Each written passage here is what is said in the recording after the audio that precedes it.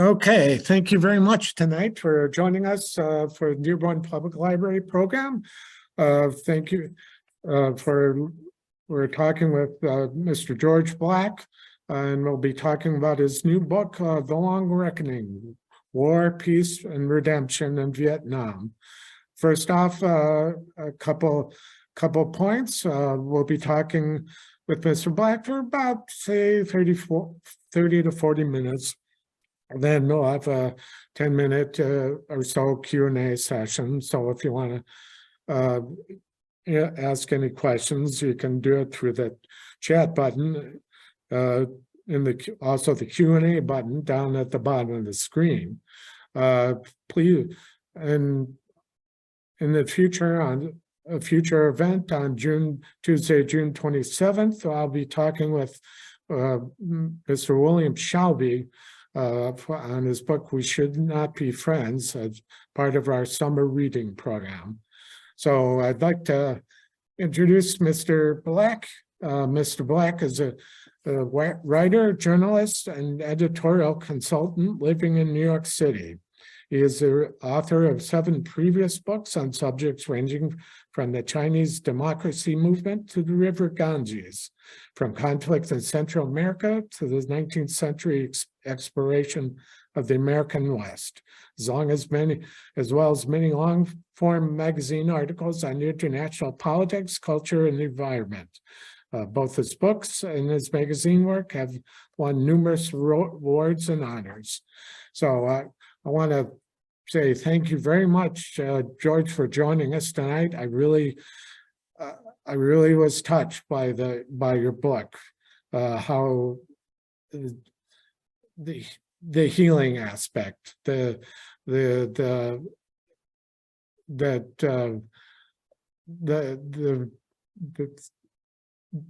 you can overcome the pain, you can get resolution in your life. It was very touching. How did you come up with the idea for the book? First of all, it's a pleasure to be here. I appreciate the opportunity to talk to you. That's always a hard question to answer. I think books take form in stages, particularly books that, like this one, revolve around people, revolve around characters. And the issues take shape around the characters, the cast of characters you develop. I began this, probably the origins of it go back to 2014.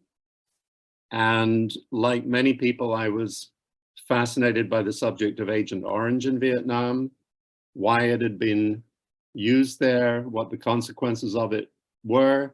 I'd always had a fascination with Vietnam going back really to adolescence. I didn't grow up in this country. I grew up in the UK, as you can tell from my accent. And I remember even growing up toward the tail end of the Vietnam experience. I had a classmate in England who was on our basketball team. I was the captain of the basketball team in high school. He was, being an American, he was a much better basketball player than I was, but he suddenly disappeared one day. He took to wearing little buttons saying, "Kill a commie for Christ," and one day he was gone. And he was off to Vietnam. He became a Marine. And by chance, the first time I went to Washington, D.C., when I moved to the United States in 1982, I went to the wall, the Washington Memorial, the Vietnam Wall. And it had just been opened, and there in the middle of the wall, by chance, I found his name. Jack had lasted about 6 weeks. So the fascination went way back. The interest in Agent Orange led me initially to an American veteran who had gone back, a man by the name of Chuck Searcy, who had returned to Vietnam in 1994, right on the eve of normalization of relations. He had served in military intelligence with the army in Saigon during a 12-month period that bridged the famous Tet Offensive of January 1968, which was really the moment on which, you know, the course of the war turned and the course of American opinion turned. And he was producing intelligence at that time that he knew to be at variance with the reality of what was happening in the field.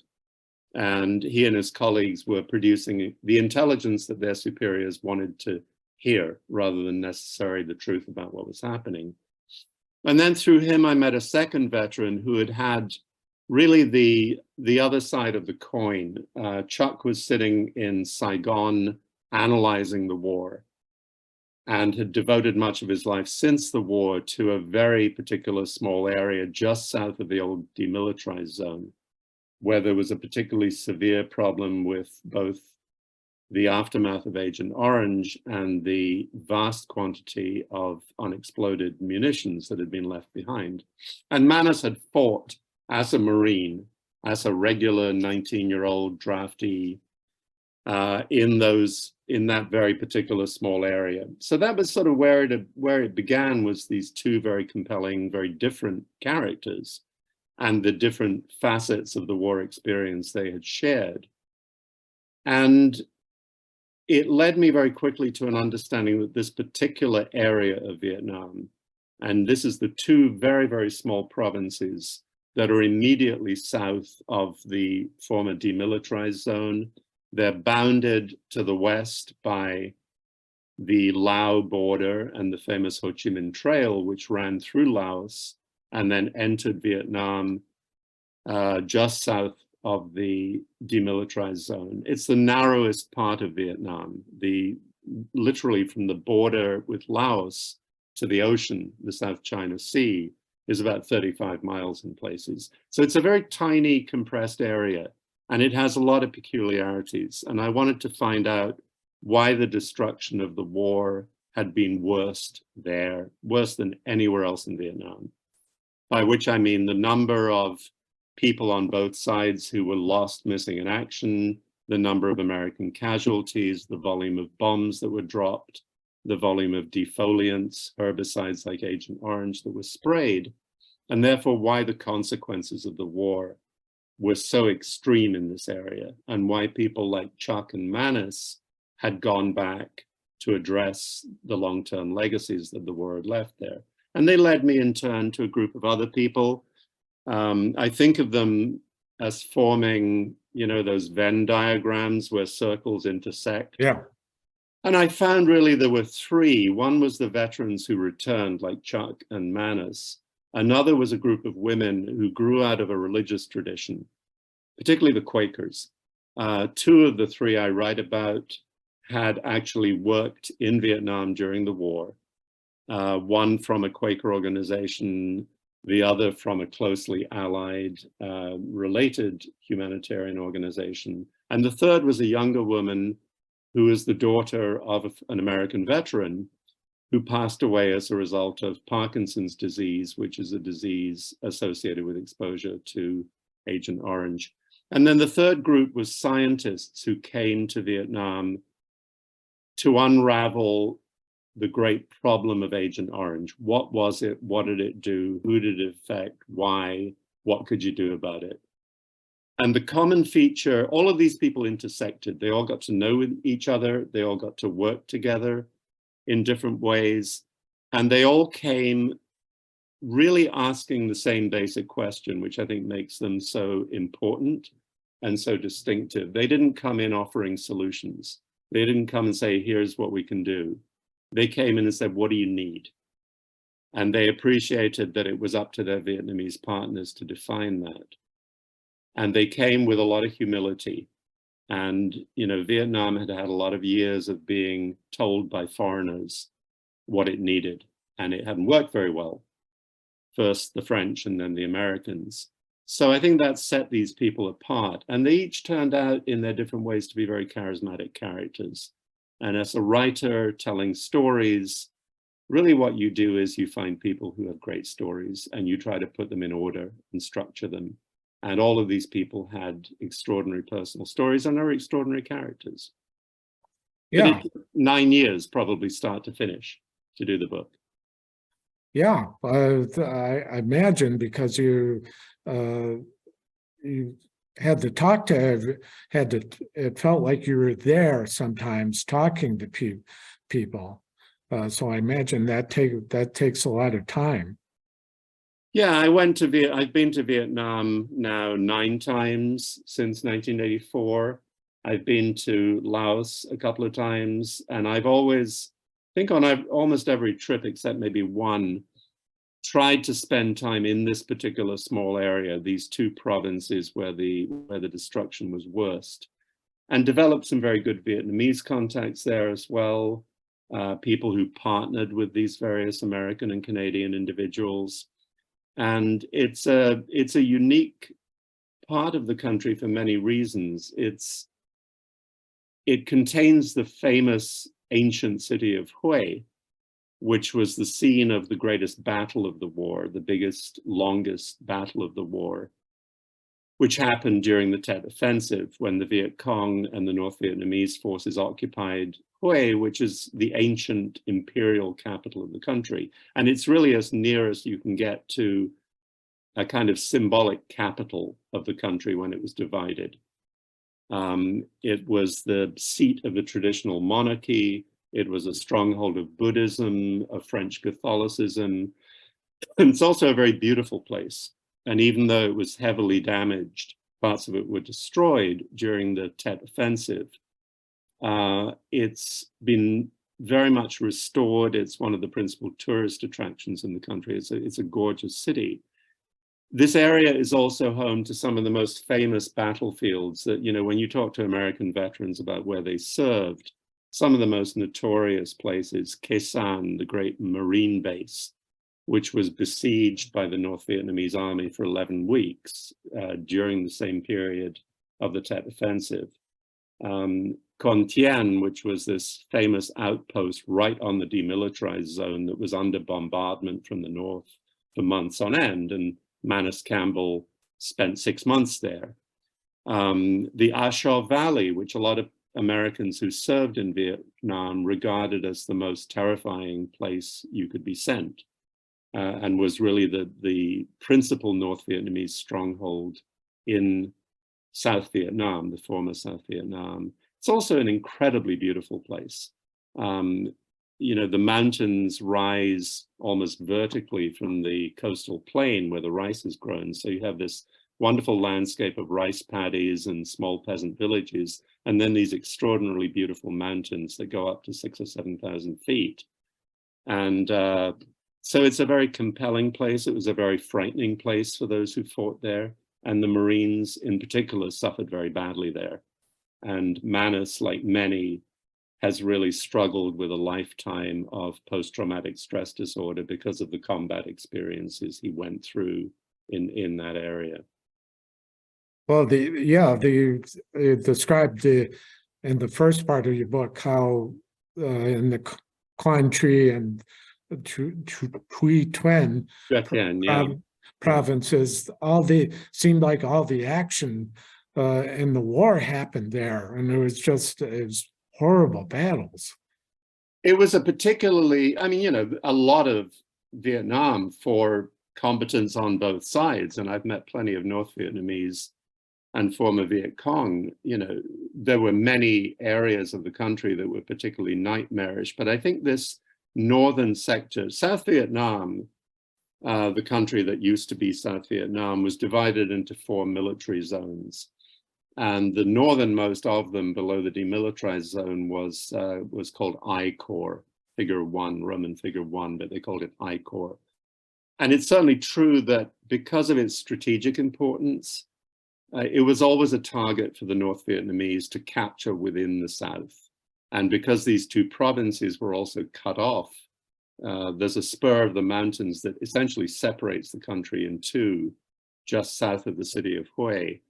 So there were constant efforts to take it as a strategic target. And yes, the battles there were particularly intense. The aerial bombardment, especially.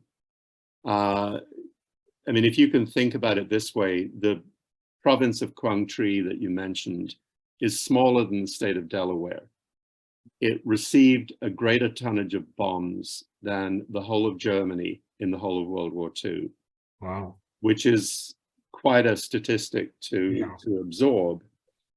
And also one of the highest proportions of toxic chemicals like Agent Orange.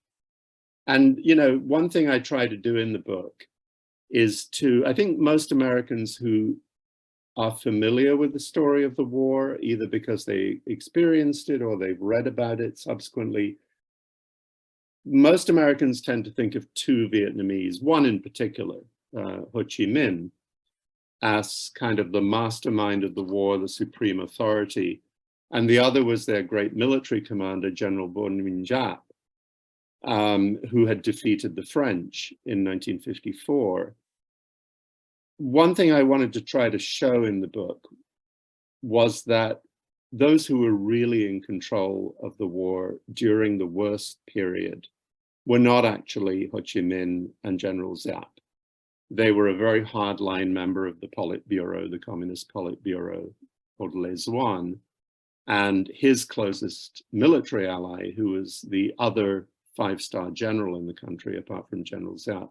And they were much more hardline. They were much more uncompromising. And they favored a military strategy, which, to be honest, was not successful. Even though they won the war, it was at tremendous human cost. And a lot of their strategy was based on what really, you know, in hindsight was very reckless attacks against a much more powerful enemy that were focused on this particular, again, these two particular provinces. And that sort of tit for tat of extreme violence from both sides accounts in large part, I think, for why those two provinces were so massively destroyed and are still dealing with the consequences so many years later. So let's talk about why the defoliants were used. You describe how the jungles in that region were so thick with, I mean, just like layer upon layer upon layer. And they also the Ho Chi Minh Trail was used as a way to bring troops, have troops travel through North Vietnam to South Vietnam. And the idea was to get rid of the vegetation so that the troop movements could be seen. Yeah. People could see, the US could see the troop movements and therefore attack them. Yeah.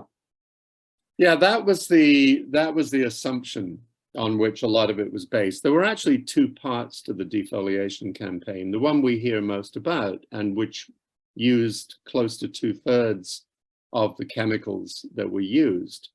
And they're called the rainbow chemicals because they came in barrels that had a differently painted color stripe on them. There were several of them. There was Agent Orange, purple, blue, white, pink, green, and they all had slightly different functions.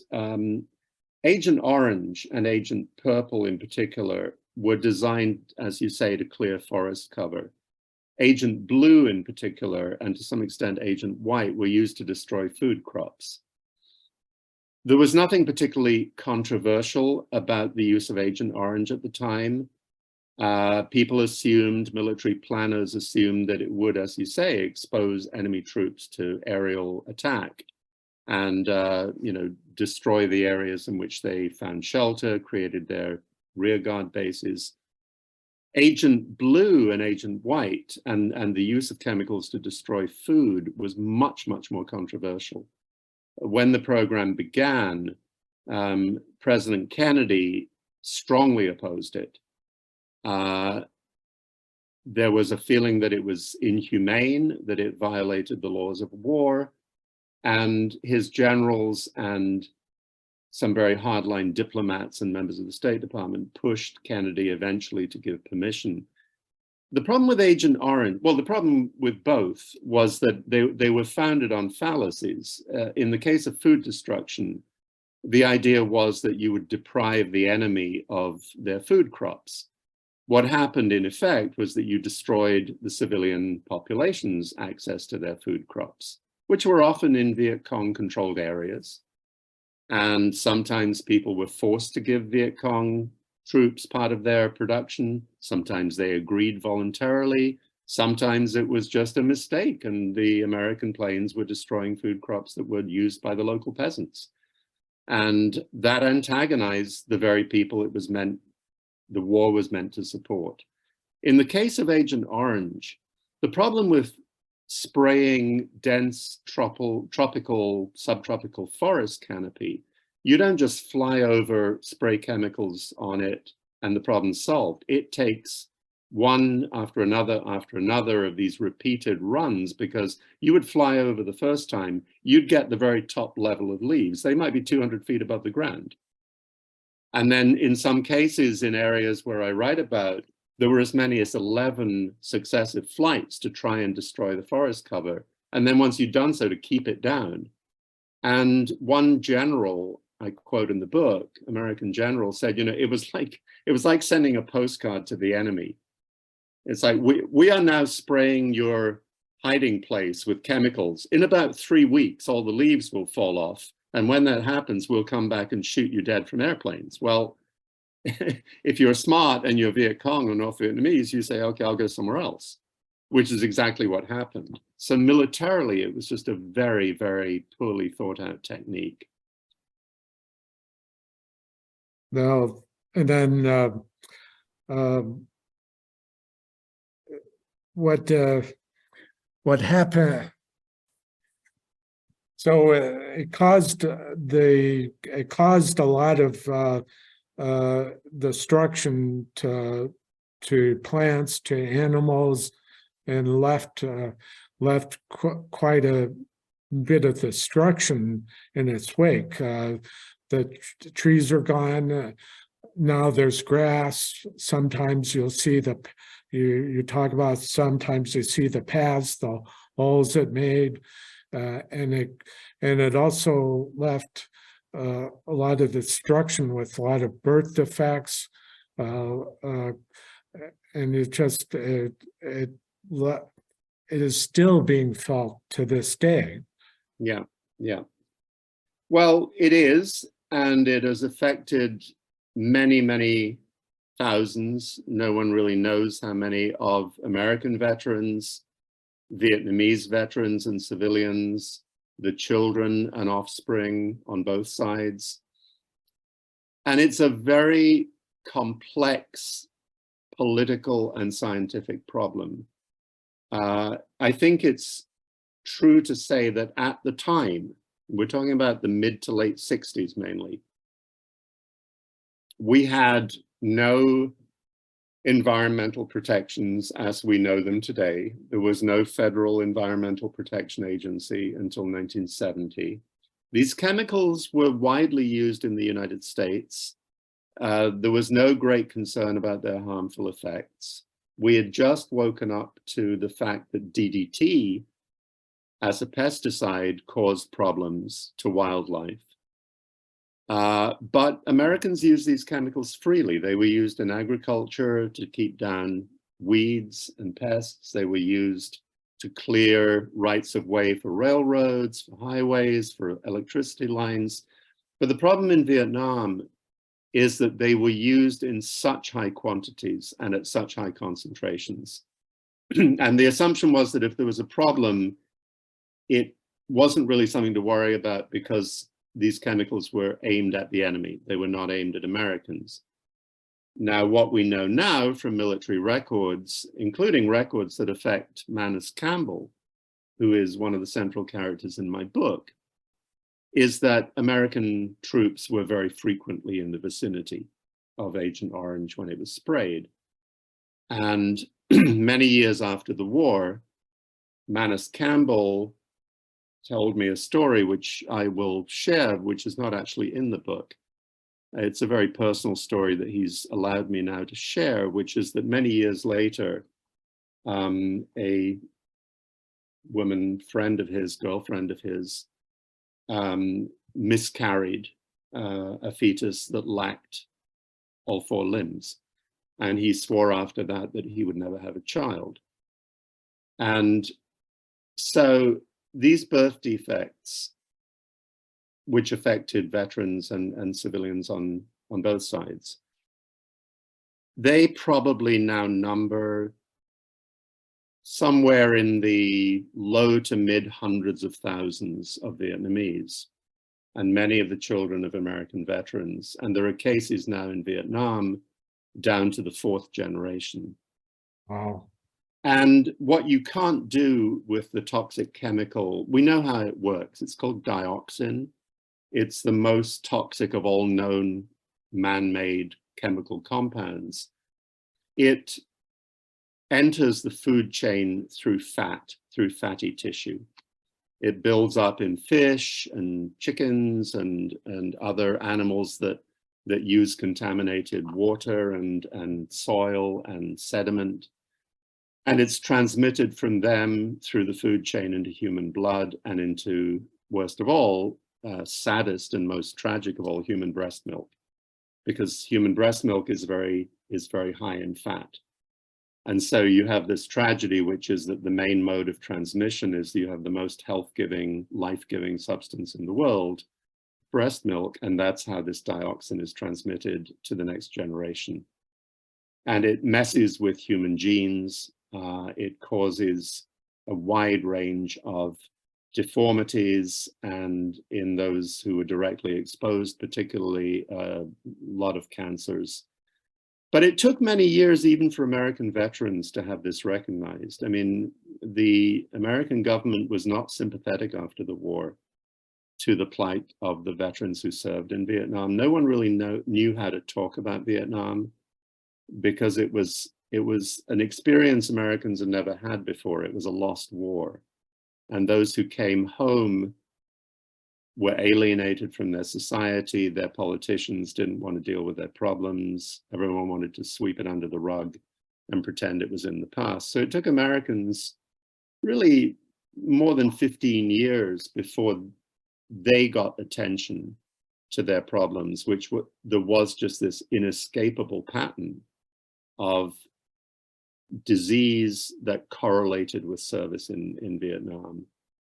And in the end, you had an act of Congress in 1991, the Agent Orange Act, which veterans did not have to prove, because you cannot prove that your own individual case of cancer or of Parkinson's disease is associated with a particular exposure to the spraying. If you were in Vietnam at the relevant time and you have one of a list of diseases that has expanded as scientific knowledge has grown, you're entitled to benefits from the Veterans Administration.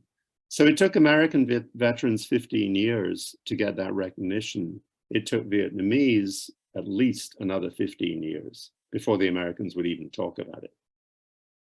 Well, I hosted a program a couple of weeks ago about military veterans and burn pit exposure, if you're familiar with that. Oh yeah. How difficult it is to get benefits for that. So I was kind of, I guess, not the going back to Chuck Searcy and Manus Campbell. I guess we can talk about their experiences when they started going back, like how Manus Campbell came back, I guess, one of his first visits, and he apologized to the Vietnamese host, and the Vietnamese man said, "Hey, it's past, it's gone. We're moving on," and how that was just a shock to him, and then how Mr. Campbell and Mr. Searcy got involved in supporting the work of the Vietnamese, supporting schools, supporting prosthetic limbs, getting prosthetic limbs to people who need them. Yeah, I think they describe something that it's not just something that affects veterans. I think American tourists who now go to Vietnam in huge numbers. I mean, it's a wonderful tourist destination. It's got a very well-developed tourist industry. Now that COVID is over, the flood of tourists has resumed again, pretty much. And everyone finds this same experience, particularly Americans of that generation who remember the war, that there is almost no bitterness at all, even from people who suffered enormously as a result of the war. I mean, I know I visited a lot of Vietnamese in their homes, you know, Vietnamese who fought in the war, or families who lost members, or parents of children who are disabled by Agent Orange. And you just do not find a bitterness and a sense of anger toward Americans. Chuck, at one point in the book, in one of our earlier conversations, he said to me, you know, I think the Vietnamese want to believe in the best of us as Americans, and that imposes a kind of duty on us to be the best Americans we can be. And he would argue, often does, that it's actually the highest form of patriotism is to try to honor what you see as the best values of your society. Because when you see the impact on the Vietnamese, who suffered from some of the worst periods in our action as a government, it's humbling and it's inspiring, and it makes you want to do whatever you can. And there are many, many reasons. I mean, every Vietnamese you talk to will give you a different reason. Some say it's something inherent in the practice of Buddhism, that there is a culture of forgiveness. Some will say, well, the Americans were only here for 10 years. The French were here for 100 years. The Chinese have been messing with us for 2,000 years. You know, the American period was just a blip in history. A lot of younger Vietnamese will say it was all in the past. We're moving on, we're a young society, we're very dynamic, we admire American culture, economics, we want to be free, we want to travel to America. There are many, many reasons, but the common phenomenon, and this has been true since the very, very first veterans went back in the 1980s, before Vietnam really opened to the world. It went through a closed period of about 11, 12 years after the war. But even the few veterans who went back then, they were just startled by the reception, particularly among Vietnamese fellow veterans. It's like, you were a soldier, I was a soldier. I fought, it was really hard. You fought, it was really hard for you. You didn't set the policies of your government. And there was a lot of bonding, and it continues. People become friends for life. They become drinking buddies. It's an extraordinary thing to see. Has the amount of veterans has it risen over the years? Who go back, you mean? Yeah, right. Yeah, they go back for a lot of different reasons. There are organized tours. There are groups of very different kinds who go back. There are informal groups who get together. There are groups from a particular unit who get back together. I went, for example, last year to Hamburger Hill, you know, one of the most famous of all the battle sites, which is also in this exact same region I write about. Right. And there's a small museum now at Hamburger Hill, which is actually unlike a lot of the museums there, which are very propagandistic and talk about, you know, American imperialism and so forth. It's a very respectful museum. You know, it's a museum that shows an understanding that it was hell for both sides who fought there. And the 101st Airborne, which fought in that battle, had organized a reunion tour.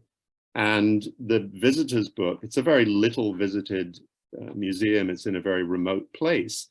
But the 101st Airborne had organized a visit to honor their comrades who died there. You'll find a lot of private things like that. You'll find groups who are veteran anti-war activists. They have their organizations. You will find groups of conservative evangelical veterans who go back to open clinics and schools.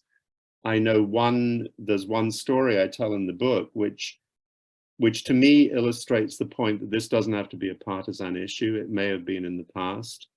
But I know a veteran in the city of Da Nang, a former Marine, and Da Nang was where the first Marines landed in 1965.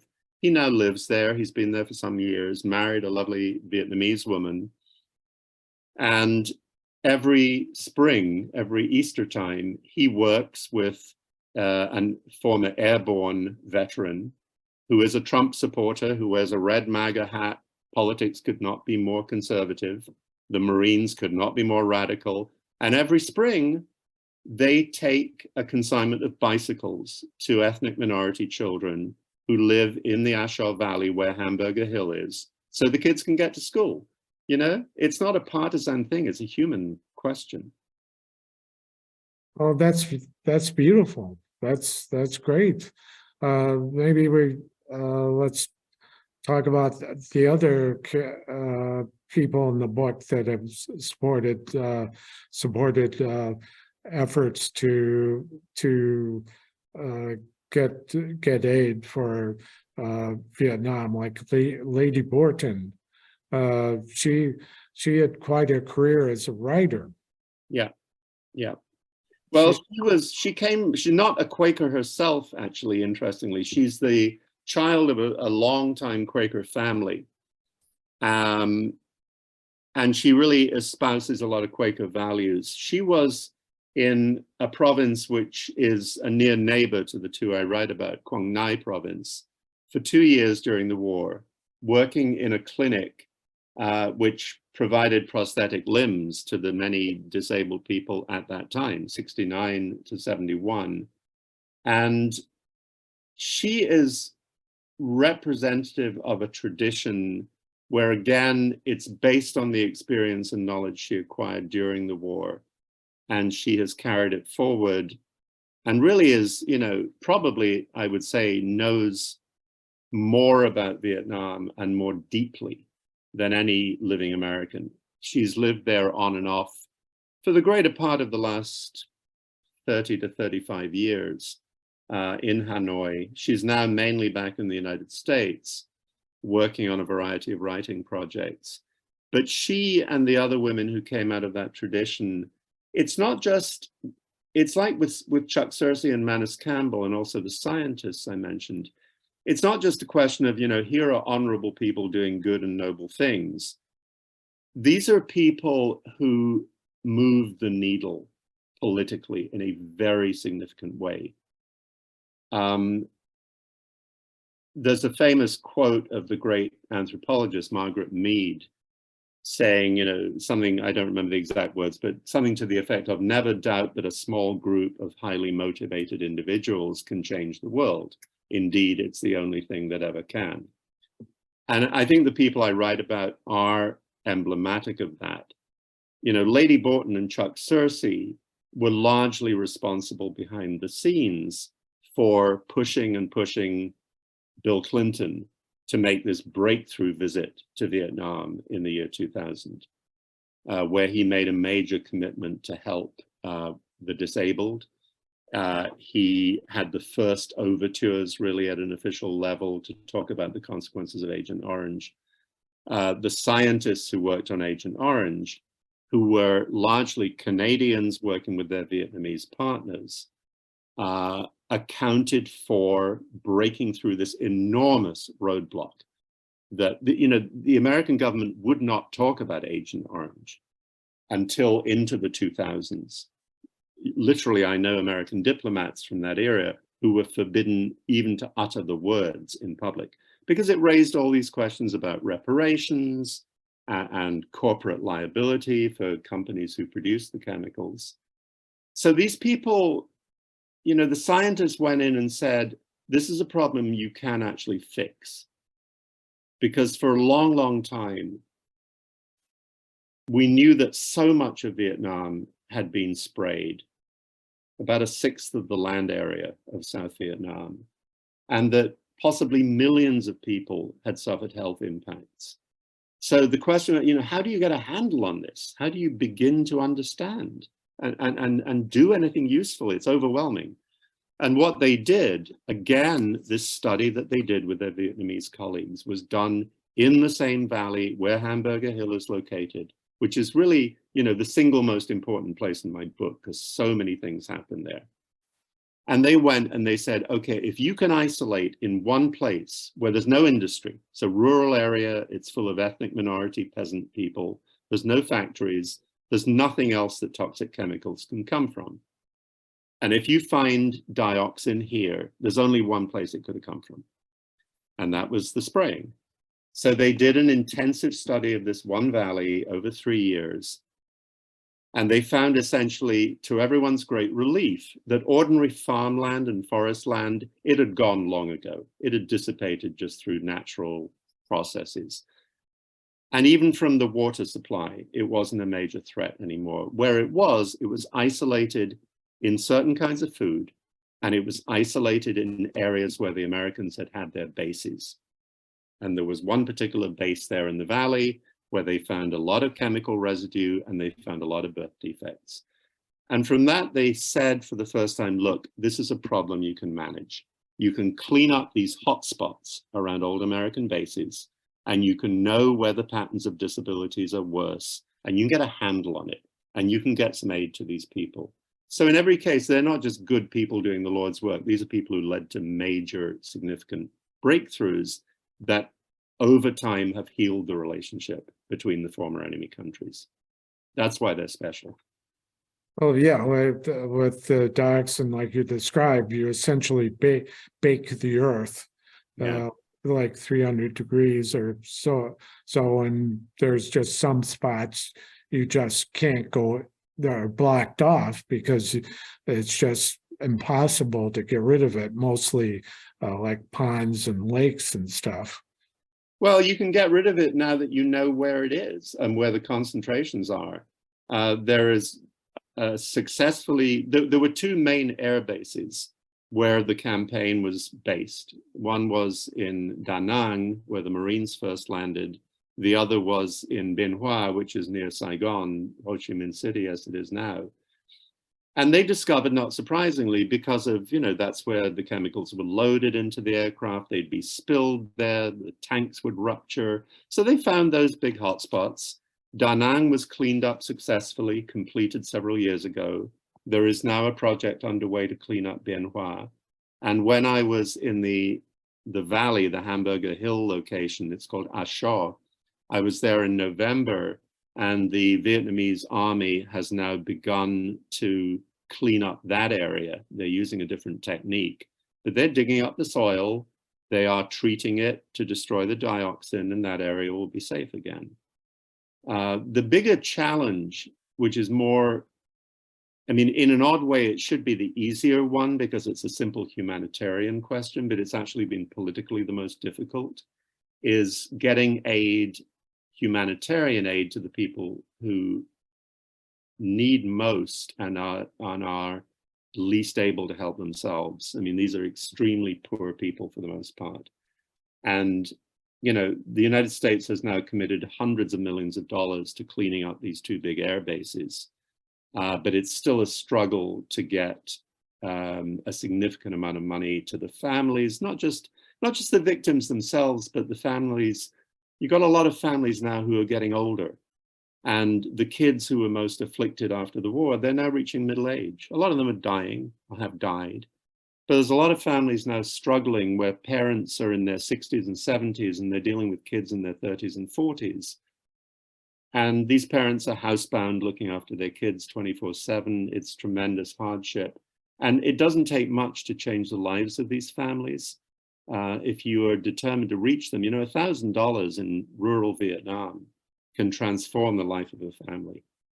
It may be something as simple as a wheelchair ramp so their kids can get around, or it may be a little income generating project. A lot of families now, Chuck Searcy's group, Susan Hammond's group, another person I write a lot about in the book, who's done a lot of work in Laos. She's the family of a daughter of a Vietnam veteran. She has a project where you give families a breeding cow. It costs $800, more or less. And when they have a cow, it's a brood cow. It can have calves. You sell the calves at market, you generate a little income. It doesn't cost much, but it's been much more politically contentious because it gets you into the whole area of, having to acknowledge the specific problems of individuals. The American government has always been happy to give aid for, generic disabilities, regardless of the cause, but targeting it to the people who need it most, that's been a challenge, and it doesn't cost that much. Now, a couple more questions. I'm just very curious to hear your description of how Vietnam, like say Saigon and Huey Da Nang, have changed from before the war till now with all these uh, uh, like tourist attractions, like you talked about towards the end with Manus Campbell, about how essentially it's like a resort near the Hills 674. It's almost a little bit of cognitive dissonance Yeah, to yeah. see the how it's changed. It is. I mean, it's kind of a sensory overload in a lot of ways, Vietnam. And you can go to a lot of places, and to be honest, you'd never know a war had ever happened. And there are other places, especially in the backcountry, where you feel it could have happened yesterday and people are still living with the consequences. They have a very thriving tourist industry. They're very well set up for tourists. Some of these sites, as I mentioned, the city of Hue is very beautiful. The old trading port, Hoi An, which is actually where Manus Campbell lives now. And yes, you get these incongruous, juxtapositions of this looming sinister hill where he had his first great firefight, first time he ever killed a man. And it was, the root cause of his PTSD. And it's now not just a beautiful resort, it's a center of Buddhist activity. It's a wellness resort. And he's become a very serious devotee of the great Buddhist teacher, Thich Nhat Hanh, whose original home temple is very close on the outskirts of Hue. So it is disconcerting, and you get these beautiful mountain settings that the French used for summer resorts, which are now, theme parks, and you feel like you wandered into Disney World. So it's a surprising place. It's an enchanting place. It's very physically beautiful. You very rarely meet anyone who goes there and doesn't in some way fall in love with the place. It's an extremely hospitable country. The food is wonderful. The Vietnamese are very welcoming. And Americans in particular, as we said earlier, just do not experience any kind of rancor about the past. The Project Renew, is that still going? Oh, yes, very much so. This is Chuck Searcy's project in Quang Tri province. They've expanded now to a couple of other provinces in the area that were heavily bombed. It's grown since 2001 when it was created, from basically being Chuck and his local Vietnamese partner into an organization of about 300 people, all Vietnamese. Most of them are local people from Quang Tri, and they have the country's first all-women's bomb disposal team. They're a wonderful group. They're energetic, young, dynamic. They work with a retired colonel from the People's Army of Vietnam who fought in Quang Tri on the other side in 1972. So yes, it's a remarkable organization and very much alive. I guess I was very touched by at the end how you describe how you walk with Manus Campbell throughout that resort in order to find the place, the Hill 674 or something close to it.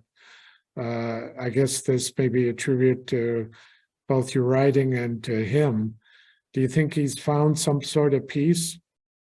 Yes, I do. I don't think he will ever fully escape from the demons of the past. He said that, and he gave me his full trust, which was a great honor for me, that he would share his stories so frankly. But he found it difficult when the book came out. I mean, there, exposed to the world, was his life story in a lot of detail. And he said that gave him some sleepless nights, to think that the world now knew what had happened and he had to sort of reprocess it again. But he's been wonderfully generous, and he came out of that and he said, he's written me a lot of messages since then. You know, I don't regret any minute I gave you and shared time with you. We've become very close friends. So yeah, I think, you know, he's married a Vietnamese woman. I met her for the first time when I was last there in November last year. She's a delightful woman. They care very deeply for each other. She has a young son who has adopted Manus as his father. So yeah, he's found, I would say, more peace than many, many veterans who went through similar experiences, who still struggle with the memory and have not found that kind of closure. And he found it by going back, and he found it by discovering Buddhism. And final question, you say aid, well, since the book was published, like you finished writing it and the book was published, as you say, aid is still coming and to help out people who have suffered from the exposure to defoliants? Sorry, I didn't catch the whole of that question. Is what Yeah, still... since the publication of the book, did you, has there been, is aid still coming to those people that? Yeah, it is. It is. And it's a good question, because the main characters who have spearheaded this at the level of the American government are Senator Patrick Leahy of Vermont and his longtime aide, Tim Reeser. These are people I regard as American heroes. They both retired at the end of the last session. Senator Leahy retired in January at the age of 82. And there is an anxiety now about the succession, who will play that role in the future. There are some members of the Senate who are keen to do so. Senator Jeff Merkley of Oregon is one. Senator Coons of Delaware is another. And, you know, Leahy and Reeser have left behind an ongoing commitment. You know, this aid won't dry up tomorrow. There is a 5-year commitment, and that gives time for the next generation. But there is a generational challenge, because obviously the people who fought in Vietnam, people of that generation, you know, Senator Leahy didn't fight there, but he grew up in that generation. He retired at the age of 82. Chuck Searcy is 78, Manus Campbell 75. These people are not getting any younger. A lot of hope now lies with younger people like Susan Hammond, who is in her late 50s now. And, you know, she has done a lot of extraordinary work, especially in Laos. One of the satisfactions, I think, of working on this book was that she and I traveled for 9 days down the Ho Chi Minh Trail in Laos through very remote border areas.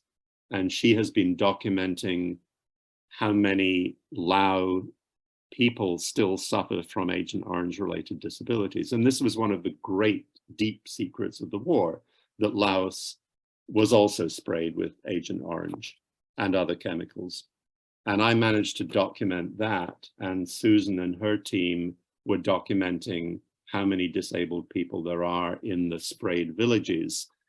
And I'm very grateful for the fact that when I published an article about this in the New York Times Magazine, it did result in a new, for the first time, an American commitment of humanitarian aid to Laos to deal with the problem there.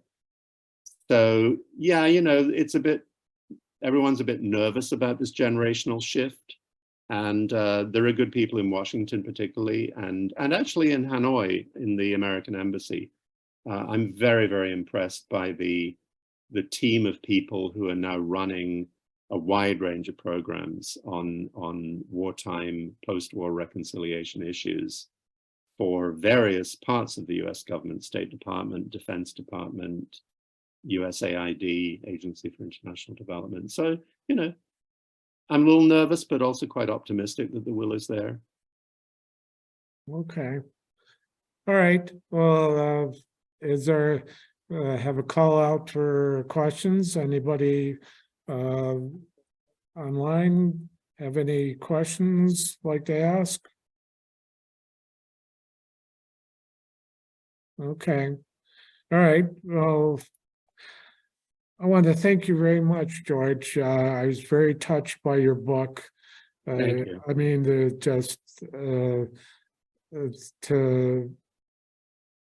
be, like you said, to have redemption, to find peace after such horror was very, it was very, I found it to be very touching. I Well, want to thank you. thank you very much for joining us. Mr. Black's book is available at many places, including 27th Letter Bookstore in Detroit or in Corktown. So I want to thank you very much, George, and wish you a good night. Thanks for having me. Good night. It was a pleasure.